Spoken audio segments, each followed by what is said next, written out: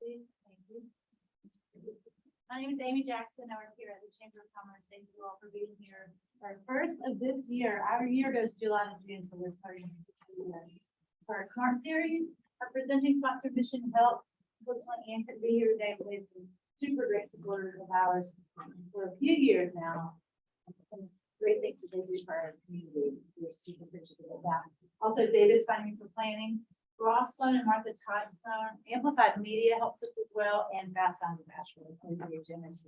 Simon. So, thank you all for being here. Make yourselves comfortable. Mr. Brian Stauffer from NerdsToGo is going to teach us about networking and social and all the things. So thank you. All right. Thank you for coming out today. I'm Brian Stauffer, and today we're going to be talking about networking and social media on steroids. So I've lived in 17 states. I've had 43 different addresses. I went to 12 different schools, including 4 different high schools. My career before this, I was in radio, and that took me to 12 different markets. Now, one of those moves was between my freshman year of high school and my sophomore year of high school. I moved from Dallas, Texas to Yorba Linda, California. And I got there, I didn't have any friends, and my dad and my stepmom at the time suggested that I go to summer camp. So I did, and I remember standing on that tarmac, and I didn't know anybody. Get on the bus, there's a guy sitting by himself, I sit next to him, his name is Aaron Hibblegan. We're still good friends. I was in his wedding. I've known him since I was a sophomore in high school. Now, that was a great trip for me because I met a lot of different guys, including people that were on the football team. Now, I'm a golfer and a tennis player. I am not a football player, and I had no interest in playing football at all, but I'm a big fan of peer pressure, so I went ahead and did what they said. And sure enough, football season started 2 weeks before school started. So there we are, running up hills. Water, for some reason, was a treat. We would randomly get in circles and smash into each other. Again, I hated it, and I was bad at it. But as tradition stood, the first day of school, you wore your football jersey. I was number 84, and I was standing there with all the other football players, first day of school, and I got people coming up to me, talking to me, asking me questions. Who am I? I'm the new guy. And I'm like, holy moly, I'm popular. So what does popular really mean? What does it mean to become popular fast? So we're going to give you a definition of popularity. It's basically suitable to the majority. That's all you got to be, is suitable to the majority. So my goal for this presentation, this Smart Series here, is to leave you with a plan on how to get popular fast. And we're going to do that through networking and social media. All right, let's talk about one of the myths here. Who here is an extrovert? Look at that. Look how fast those hands went up. Who here is an introvert? Yeah, very slow, right? So a lot of people think that extrovert and introvert is a style, and it really isn't. It's where you draw your energy. Extroverts are, in fact, not better at networking. The truth is, it's where you draw your energy. I am a classic introvert, and that surprises a lot of people, but I leave it all out on the field during the week. If you ever see me on a Saturday, I'm mush because I got to get that energy back. So if you're introverted, you can still be really good at this. It's not an excuse. So let's talk about networking, because networking is in fact just a skill. That's all networking is. So we're going to talk about impressions. You're going to hear this word a lot. I'm going to say this word over and over again and give you this impression. But what are impressions? This is the average number of exposures that it takes for someone to notice you and your brand. You guys want to take a guess as to what you think that number is? How many impressions it takes for them to notice? At least 5. 5? 6? 7? 11? 15? 18. Wow. It takes 18 impressions for people just to notice you. So, what do we do and why? Well, this is our reticular activation system. This is why. Your brain is fantastic, and you have a system that literally will filter out unfamiliar information. So think about it. Your brain is constantly getting stimuli throughout the day. I mean, thousands and thousands and thousands of bits of data are coming at you. So how do you exist? This thing, it blocks it out. Do yourself this experiment on your way home today. Say, I want to see a yellow car. You'll notice every single yellow car. I guarantee you on your way home today, there's something your brain has never seen. You might have done that route 20 years. There is something your brain is not showing.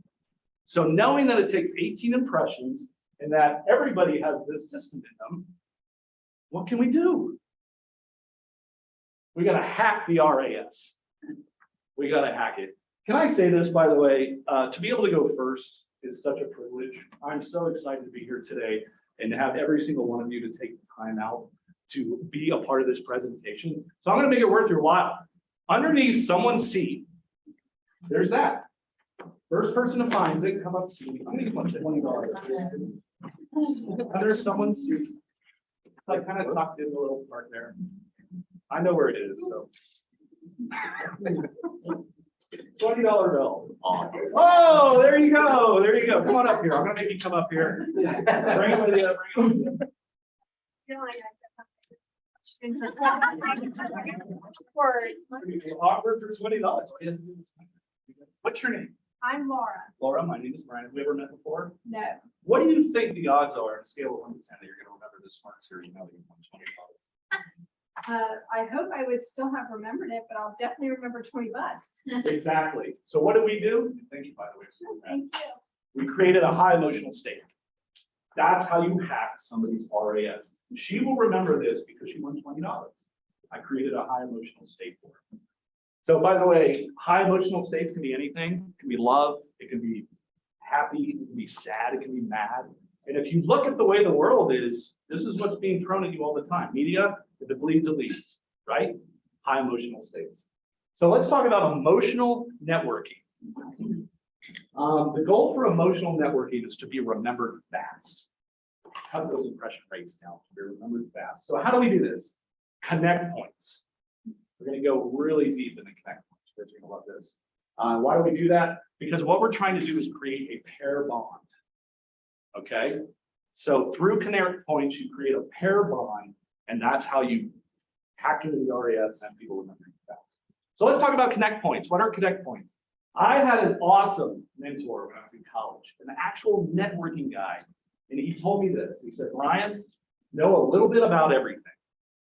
Know a little bit about everything. Now, the good news for me is because I've lived in so many areas, I know area codes. I was at one of Steve's events the other day. They gave me a card, 616. I said, you're from Mississippi? She said, yeah. I even knew the mayor of the township. We connected pretty quickly after that meeting. But that's what you're looking for, connect points. You got to find a way to bond with people. Now, a good way to do it is to ask a lot of questions. If you don't know what somebody does, or you're, just ask them, hey, what do you do? How does that work? What do you do with this?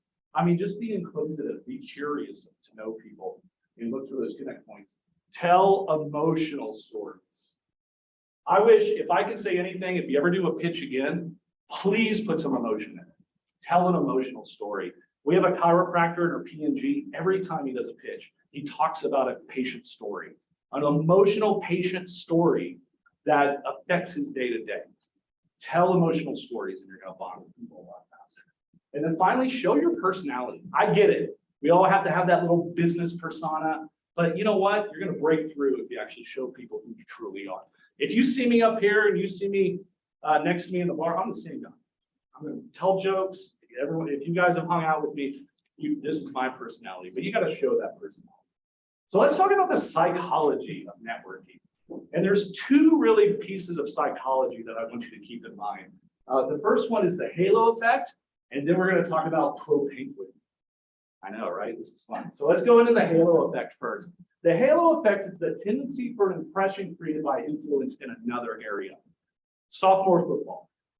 I borrowed their popularity. They were already popular. Football was already popular. The only thing I did was join the team, right? I borrowed their popularity, their halo effect. So speaking of halo effects, what halo effect is occurring right now in this room? You guys know? The Asheville Chamber of Commerce. Before I opened my business, I joined the Asheville Chamber of Commerce because I wanted to borrow their popularity, right? So I go to the events, I get to know people, events that they've already created. In those events, I can become popular because that's the construct. That's the way it is made. So this whole experience that you're in, that you're paying for, is the ability for you to get popular fast. Because you're partnering with, by the way, a chamber that's the #1 in the country. #1 in the country. But if you don't understand that value, that you're literally borrowing their reputation, that's why we're here, to get popular through them, and they're helping us do that. And we can do that through network, and the goal of networking is to become that halo effect. So what's halo effect networking? The goal, once again, to become the halo effect. Now, why do you want to do this?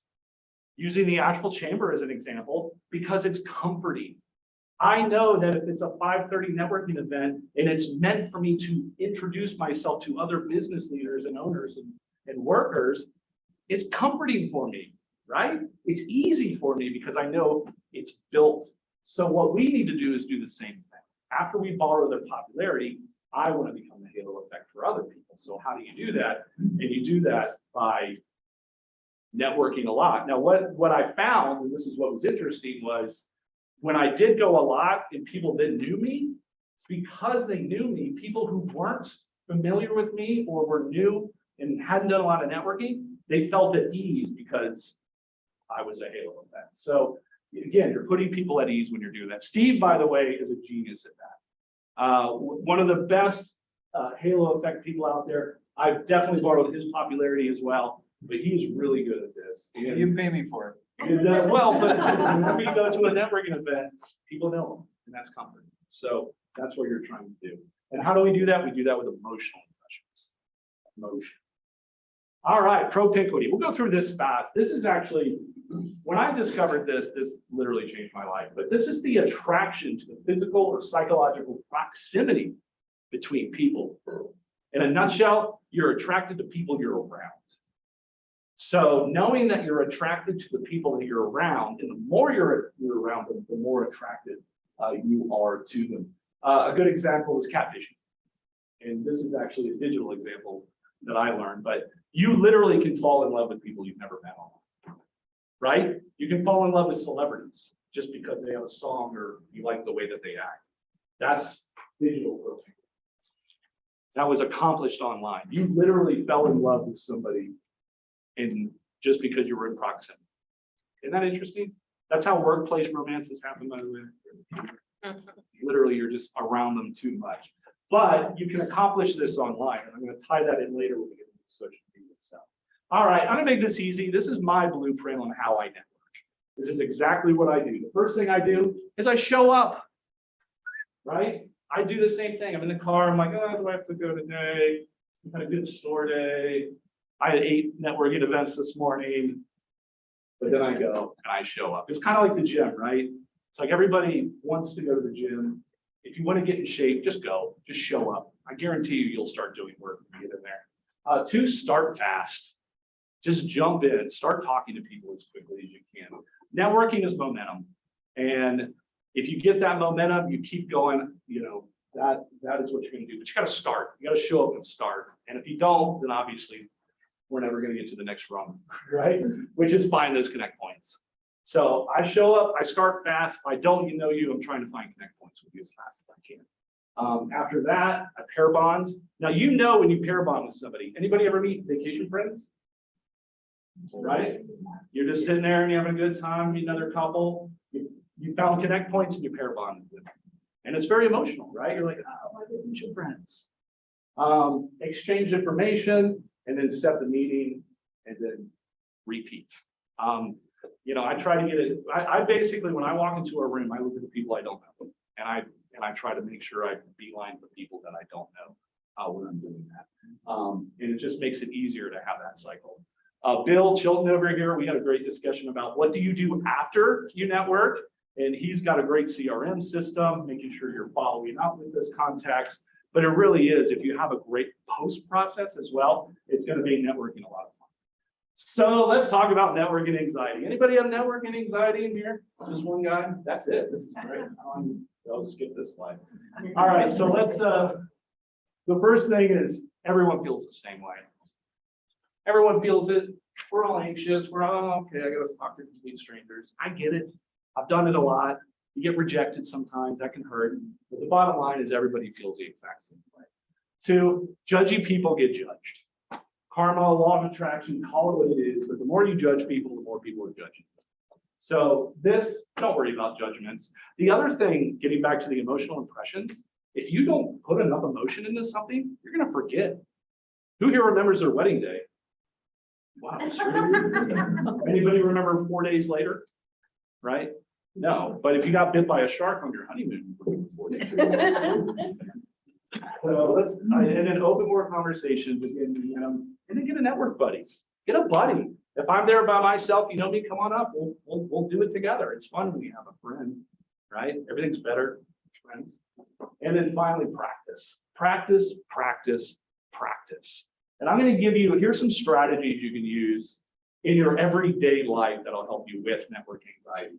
Number one, connect points with strangers you always interact with. If you go to Subway, ask the sandwich artist, what's the most unique sandwich you've ever made? It's a meatloaf sandwich in which the customer wanted the meatballs washed. By the way, that was what it was. What? It was a meatball sandwich. You wash the meatball. That's when I've asked the sandwich artist. That's what I came up with. But yeah, Ingles, Whole Foods, just try to do connect points with strangers. The Starbucks person, ask them a couple of questions. Hey, when they ask you, did you see everything? Go, well, I couldn't find tires. If you're at Ingles, make a joke. The other thing is the take my picture exercise. And there's a picture of me on a bike doing this exercise in Hollywood Beach. And basically what you do is go with your significant other downtown or wherever and ask 10 people to take your picture. Right? Who's going to say no to taking a picture? This is what happens every time. Hey, can you take my picture? Oh! We're super excited. And then go ahead and engage with connect points and see if you can pair off those people.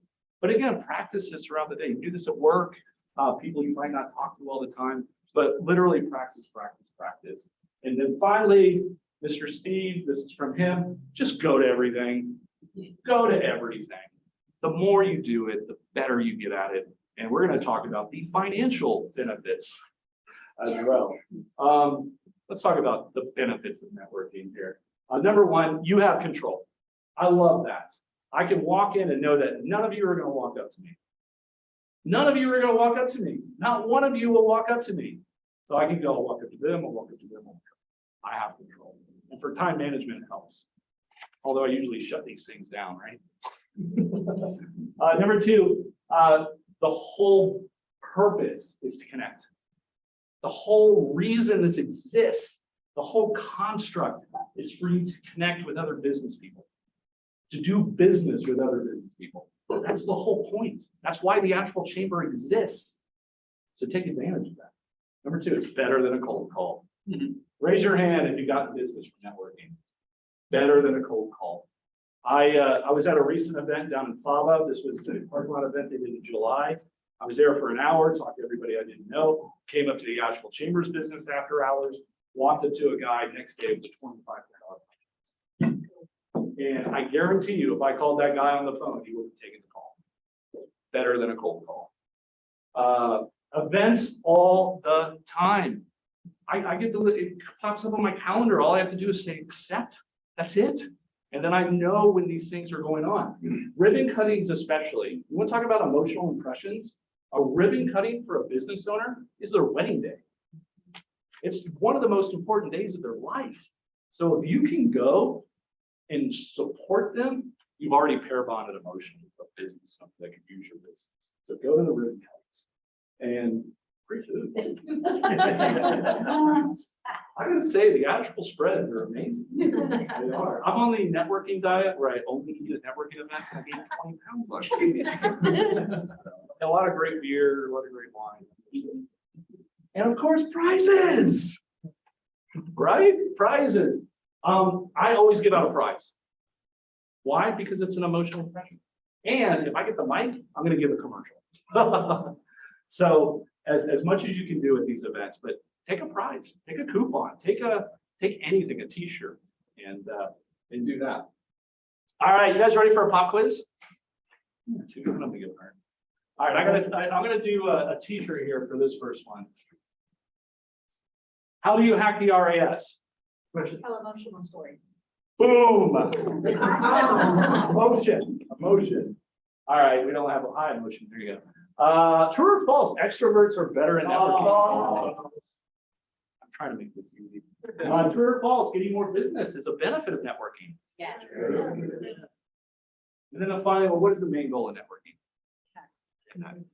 To be remembered. Impressions, connect. Good. You guys are listening. I love that. All right. You guys ready to move on to social networking? You're going to see how, by the way, both of these that I did together has helped my business. I've only been in business for a little over a year now.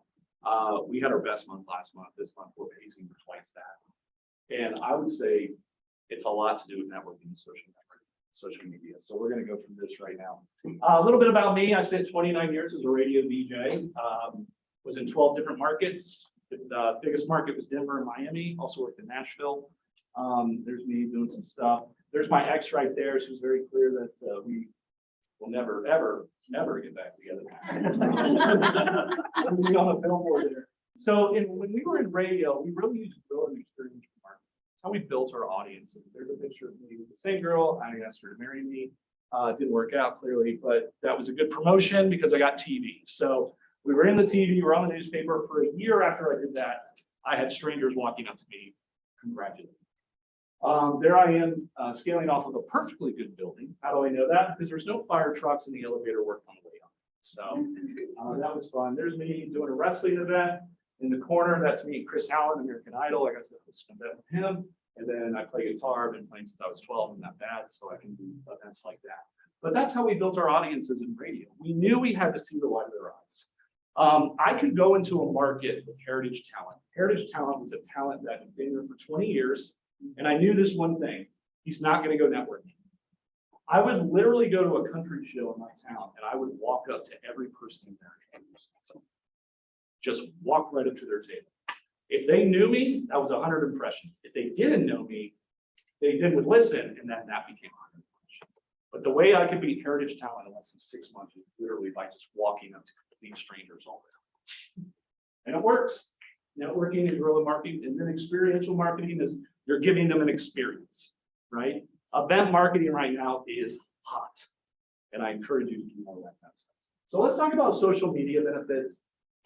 These are the main ones I use. I use YouTube, Instagram, Snapchat, Google My Business. Google My Business is big, okay? And most of your customers are now coming from Google My Business. So make sure you're putting blogs and posts up there as well. TikTok, I do a lot of TikTok as well as Facebook. LinkedIn is great for business, by the way, as well, of course. And then Pinterest. Anybody use Pinterest?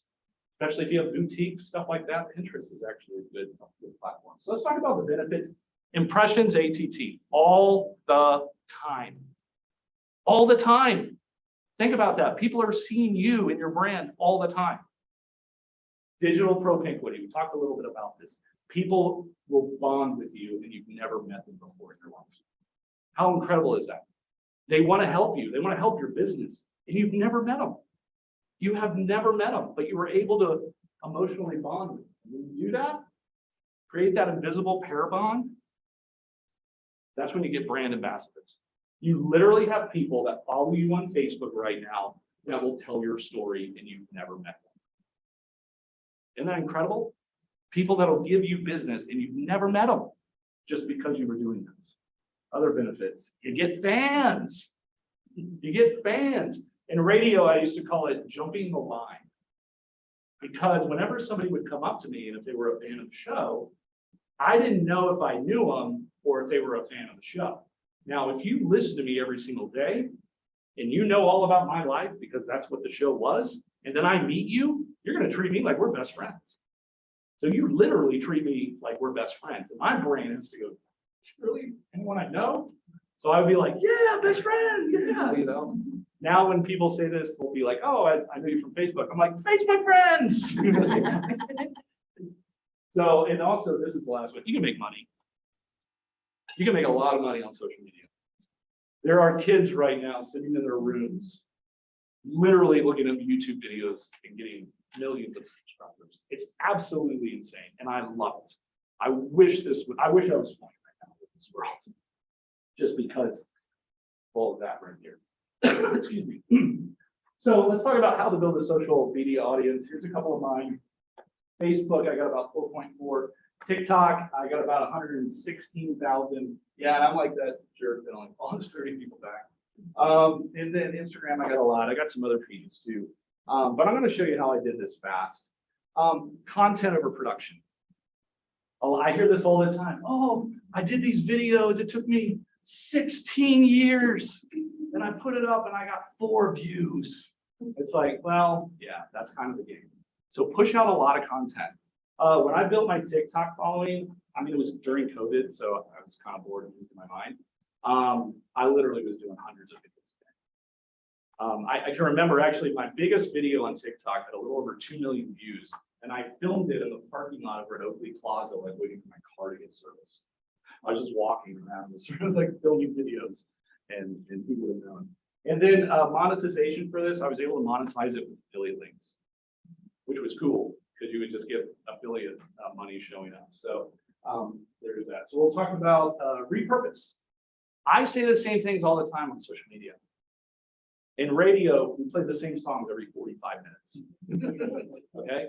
You have to say the same things over and over and over and over and over again. And a lot of people get stuck on this. They think, oh, I gotta have new content every time. You don't. You don't. Just say the same thing all the time. I'll literally go through my old TikToks and treat those, and they get likes too. They get traction. Share your socials with people. Nowadays you can scan stuff. I know a lot of the people that have the UR codes on the back of their phones also include their socials. Utilize those, like, share, friend, all that stuff. And then post all the time. All the time. And this is, we're going to go through how to do this here in a few minutes. And then finally, experiment. You know, some of these filters, some of the stuff like Facebook and Instagram, they have a lot of fun filters that you can use and utilize that's going to help you create. But I did a lot of experimenting with TikTok. I did everything from high emotional triggers to, you know, positive, happy stuff. It was fun to just kind of watch audience reaction. And then what people say, I always say that, well, the type's a little tiny for me to read the comments because it's like so small. But, you know, people kind of can be mean sometimes, but honestly, it's kind of funny to me. So, but experimenting really is a good idea.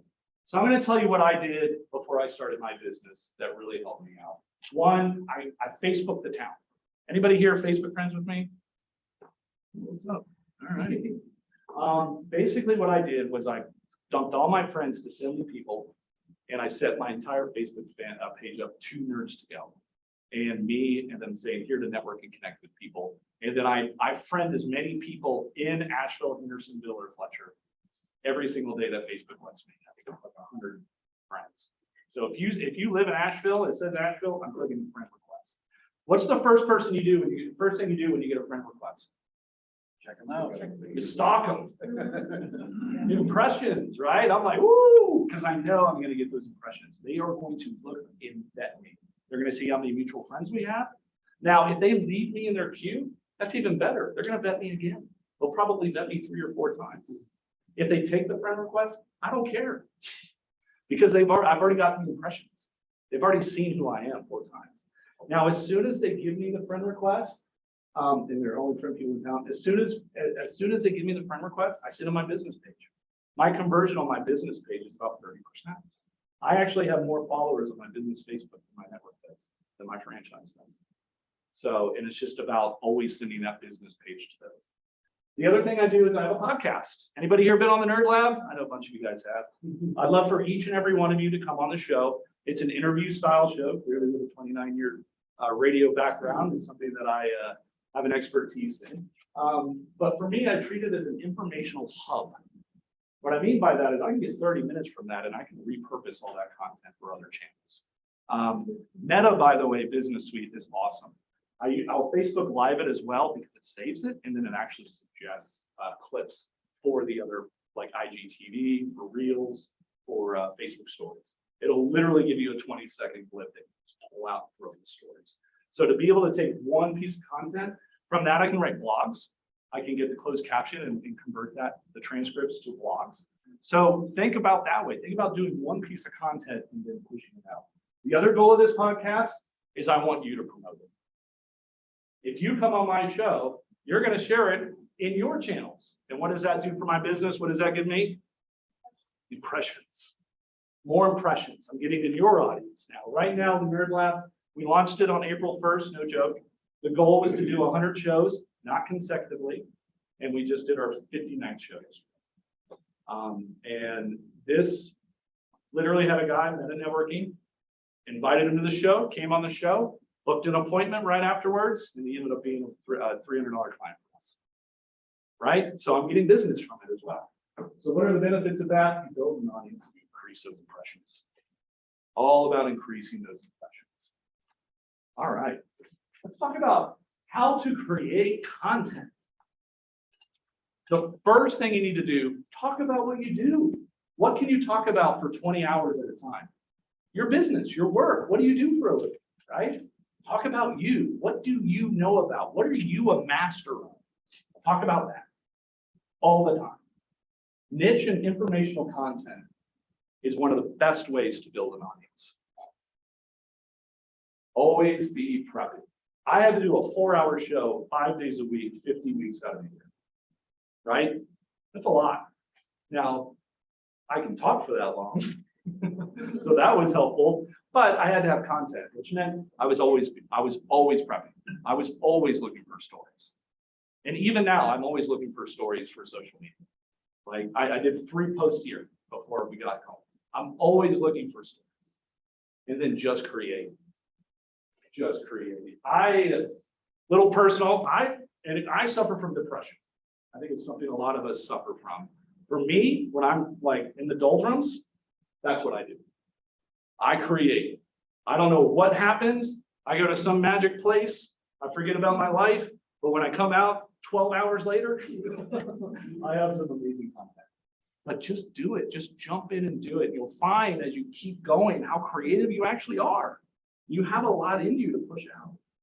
All right. And then repurpose content. We talked about this. Again, start with your style. If you're a photographer, what should you be posting? Pictures, right?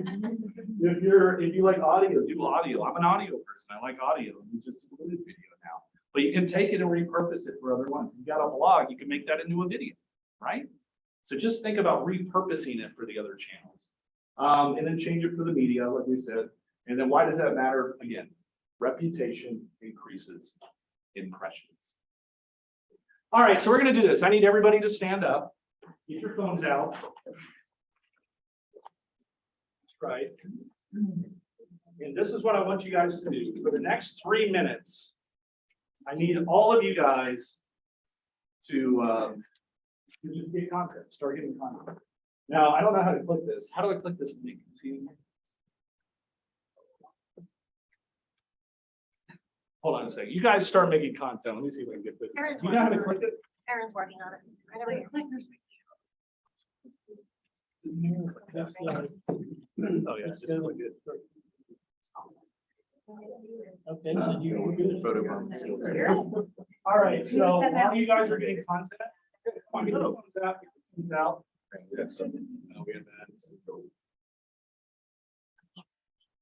Probably beat me. No, can you?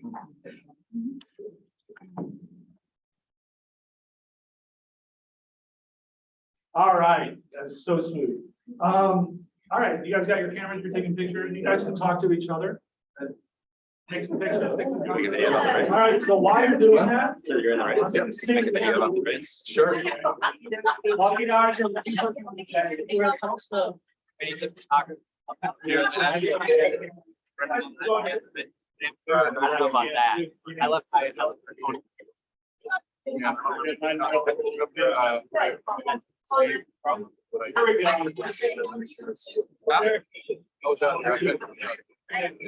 Well, and just you're good overall. all right, you guys know this part.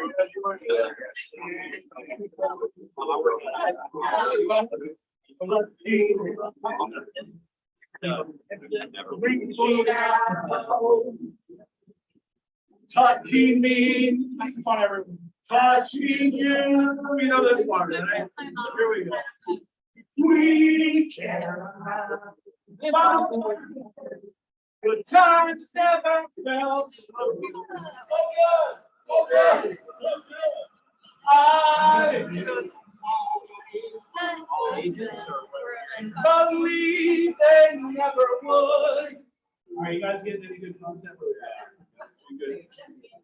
that's perfect.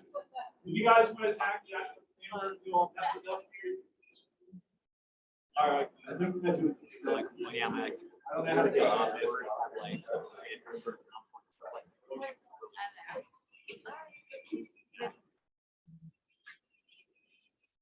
I had my guys. All right. Well, there you go. You guys got some good content to push out. Hopefully you got some good stories. But again, just getting in that mindset of just always posting. I guarantee you it's something that helps you out a lot. So one of my goals whenever I move to a new town is I have what's called the meet the mayor goal. Every time I would move to a new town, I would want to meet the mayor and see how fast I can do it. When I met the mayor here, I not only got in the publication, but she's actually holding one of my cards with my logo. My other goal is I want people to know me everywhere I go. Whether it's a gym, grocery store, at a bar or restaurant, I want to run into people that I already know. And I'm going to leave you guys with one last thing here today. And this is something that has been true in my life, in my radio career, and now in my new business. And that's this. Your network decides your network. People are what are going to help you get to that goal and get that business off the ground. My name is Brian Stauffer. Well, we got questions here, but my name is Brian Stauffer, owner of NerdsToGo. Thank you for having me here today.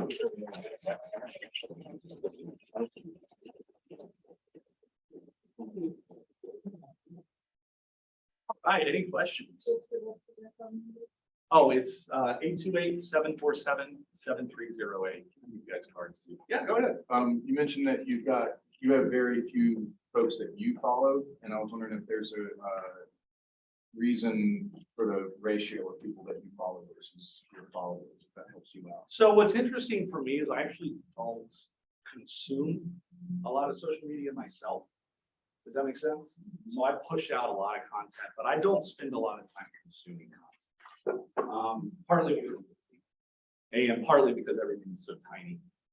So yeah, with the 30, everybody I'm following on TikTok either follows me or somebody I know, or it's like a big celebrity like Dave. Cook and Jason Mraz follow me. So Like with the algorithms of Instagram or any of those, does it help like push you out to more folks are you more popular if you don't follow? It's a good question. And first of all, I want to tackle algorithms. Algorithms, you want to know how to beat any algorithm?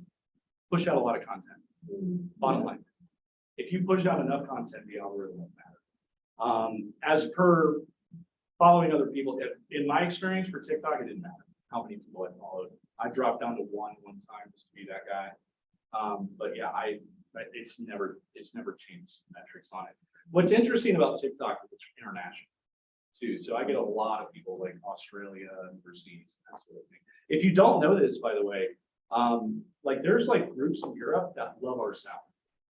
And I have a friend that does like a murder mystery podcast from like, cold cases from the South, and like half her followers is Europe. Yeah. Yeah, sorry. Okay, I want to push up home a little bit more what you just said about pushing out content. Okay. So the age old, do I post at 10 o'clock in the morning, 5 o'clock at night? Can I post one right after another? Do I look at the distribution score of each of the posts? Do all those rules go up in the air? The thing that has worked that I've seen over and over again is that if you push out enough content, the 10 o'clock, the 7 o'clock. Yeah, so, but all of them are different, right? The thing about TikTok is TikTok finds you your audience. So the For You page, the goal is to get you what you want, the content for you, which I think is great, by the way. Because if you are a niche information person, or what I call niche infotainment, the way I built this channel is psychological hacks. So I literally would do easy psychological hack for whatever. And that's how I grew that audience. But yeah, all those rules I found are trumped if you just constantly push out content. What's the end goal for your content? Are you making offers? Great question. So I actually, a lot of what I do is like, it's like a show. I treat it like a show. So what does every TV show or radio show have? They have commercials, right? So whenever I'm pitching me and my services, I do that as kind of like a little commercial inside of my content. But if you've ever been on the, if you've been on the podcast with me. What do I do during the podcast? I bring it back to what I do with my services. I'm pitching my services during that podcast. Now I do it in a way to where it doesn't sound like a commercial, but again, I'm still promoting what I do in the podcast. But I try to cycle in some sort of commercial content every 5 or so posts. Even if it's, hey, we just fixed this new computer, we just built this new computer. Just, hey, this is what we do. So I meant to come back to you too. I'm pretty sure. Okay. Some social media influencers I've seen lately have said impressions are great, but that doesn't necessarily translate to a qualified lead. And maybe it's about engagement. What do you think about that? Does it depend on your business, or what other things do you look at besides impressions? So the thing about Facebook is you get 5,000 free friends, right? 5,000, what I would call free impressions. Facebook for local was awesome. I constantly get people who hit me up in DMs asking about my business, wanting to know if we can do this or that or this. I would say Facebook has brought me probably 30% of business this year, just from engaging. So, but that's highly localized. Now TikTok is international, right? So if you're building more of an international audience, engagement, it then becomes critical. You want to engage with them. You want to talk. Now I found that once you get to a certain spot with audience size, it's harder because it takes a lot of time. You know, if you have 200 comments, I can't comment on all of them. So it's just too much. It's just too much.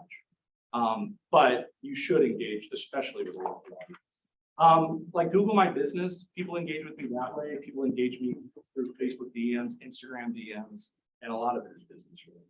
Some of it isn't, a lot of it is. So. Well, this probably seems obvious to you, but what is the goal of your consulting business? Specifically, not generally.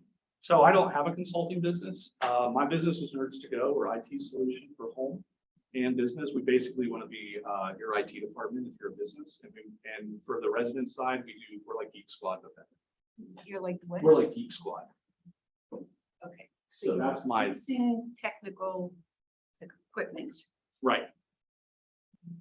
Okay, but it's not social media. Teaching about how to work social media. No, this is just everything I'm doing to promote my business and me as a brand. So all of it, and to speak to what she's saying, if you have a business or you're in business and you're not doing this stuff, you're going to be left in the dust in 10 years. This is what everybody is doing. Okay, so I'll qualify what you said. 10 or 12 years ago, I had a business on the side of my business. It was a business with my son.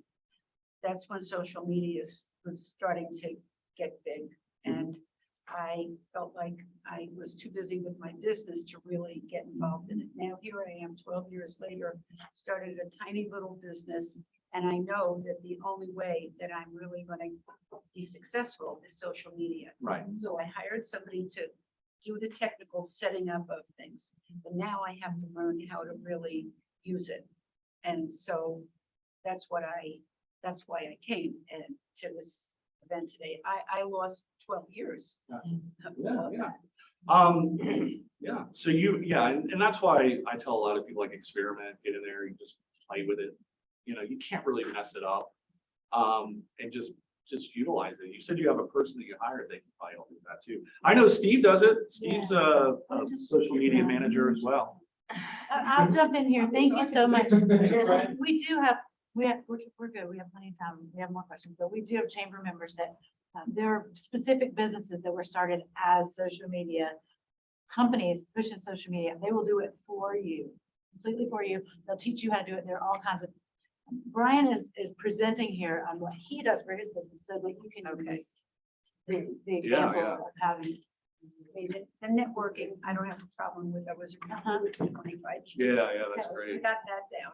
Right. But the social media? Yeah. Well, and that's the thing. And a lot of people, I see this all the time, and they're like, I don't understand it. I'm not going to deal with it. It's like, I get that, but you really should, because it's going to help you with your business. It is, and it is the future of how we, even how we deal with each other. I mean, who here loves watching the ads on TV now, right? It's like, oh gosh, I asked my doctor about that. So we're kind of, marketing is really becoming more, we're gonna buy from people that we know and we like. And so you being the face of your business and just promoting who you are with your brands is how you'll be successful moving forward. Cool. What has been different about building a following on Facebook local versus the Instagram page? And, why has Facebook worked out? And perhaps you've had better results on Facebook versus Instagram. Yeah, I mean, I feel like, it's Facebook bought Instagram and a lot of their components are the same. For me, it's just, I feel like they're two of the kind of the similar businesses, because with Facebook, I have a business, or Instagram, I have a business Instagram, and I only friend people in town on that one as well. I'm not gonna reach out to people outside of Nashville. It just doesn't make sense. But I also have a personal Instagram, and that's all over the world. So, and on that one, I do like more entrepreneurial content. So I'm pushing out, business owner kind of content. So, but to speak to what you're saying, all of them grow if you push out content, right? So if you want it to be local, focus on local, and Instagram and Facebook allow you to do that. TikTok, not as much, although you can pay for it. But you could still just grow your audience on TikTok too, if you wanted to. So, does that answer your question? Yeah. Okay. About content, right? Because I feel like sometimes it's like I get in front of, I want to push something out. Right. Brain dead. It's like, I don't have time to start coming up. I know a lot.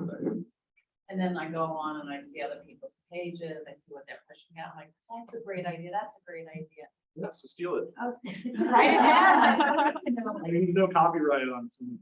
I mean, honestly, like if you see someone doing something, just do it. I mean, that's what I do. I mean, I see ideas all the time. I'm like, oh my gosh, I'm going to steal that. There's a term R&D, research and Right. development. It also means often duplicate. My fear factor, even I just go back to school and everything, I mean, literally, TikTok was built on trends. It's the same video. Absolutely. that They all, everyone's it's doing. Everyone's doing the twerk dance and breaking their hips. The other thing you could do, which is a good practice, is do a brain dump. Have you ever done one of these where you just get a Google Doc, you open it up and you just type. I like voice dictation because I'm a mic, so I just talk. And then we'll just give me, like when I did this, when I built this, like I have like probably 25 pages of dictation first, and then went through and picked out what I want. And that's kind of how I purpose content too. What's fun about the podcast though, is you kind of don't know what's going to happen. And so a lot of times you get these sort of nuggets in the moment. So, but it just takes doing it a lot. I mean, it really is repetition. I have a technical question about podcasting. What do you have any advice for going from like zero to a podcast as far as software, hardware, without having to build a whole studio and drop thousands of dollars? Well, I built a whole studio and dropped thousands of Okay. dollars. Yeah, I think it really depends on what you're trying to accomplish. I mean, a lot of people do the Zoom stuff where it's just, your screen, their screen, nice mic, do it that way. And that works. I mean, a lot of people do interview styles that way. I wanted more of an experience. That's why I built a studio. And honestly, there's a lot of psychology in the way that I built it, because I know that most people that come on have never done it before. And so everything I do is a component to make it happen. So as per technology, I mean, it really wasn't that much. The camera was grand, the switch, I got a switcher so I can actually, if I want to add cameras or I can go between my computer. The other thing I did was I created a gaming scene so I can actually go on Facebook and game live. And I've actually picked up a little bit of an audience for that because I'm old. And they think it's funny that an old guy is playing Halo. So, but that was something I was experiencing. So with the cameras, you're just filming the podcast and then that's becoming YouTube content? Yeah, so I literally have a switch, like a switch and a radio board, and so that's my audio. I can go between the computer and the camera. I film it at the same time I'm streaming it live on Facebook, and then I upload it to YouTube. My goal when I built my studio was to not have those. I didn't want to sit there and edit for 2 hours. I don't have the time. So I built it so it could be pushed out. And actually, it's being pushed out while we're doing. Great, thank you. Speaking of repetition and networking and how can you hone your elevator speech, we are hosting mega networking on October 13th. 104 people saying your elevator speech, totally worth it. Daphne knows, she'll be there. Roger's good one's always there as well. It's on our calendar. Again, thank you, Mission Health Davis, Financial Planning, Ross, and Martha Turner, Amplified Media, and Fast Signs for always being great supporters. Thank you all for being here. We do this once a month. Make sure you have our e-newsletter and coming in your mailbox. So you can check out the next one. Thank you. Thank you.